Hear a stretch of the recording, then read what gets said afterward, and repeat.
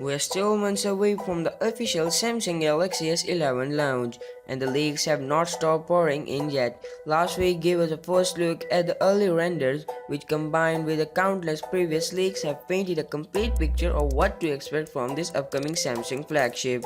A recent leak showcasing a Galaxy S11 screen protector has now corroborated these renders. The leaked image of the glass screen protector shows of a top-centered cutout where the punch hole will sit along with early non-existent bezels. These features are consistent with the single-lens punch hole design we have already seen in the renders.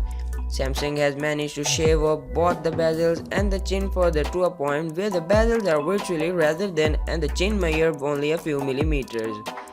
The leak stitches two images together, each showcasing the top and the bottom of the screen protector. The bezels might be the thinnest yet from any smartphone manufacturer unless you count the physical hardware lacking waterfall displays.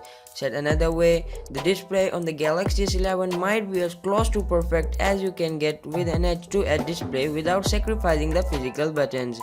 All three expected variants of the Galaxy S11 will support displays measuring 6 plus inches. The design still bears resemblance with this year's Galaxy Note 10, but thanks to the thinner bezels, Samsung can fit a bigger screen inside the Galaxy S11 while still keeping the size of the phone pocketable.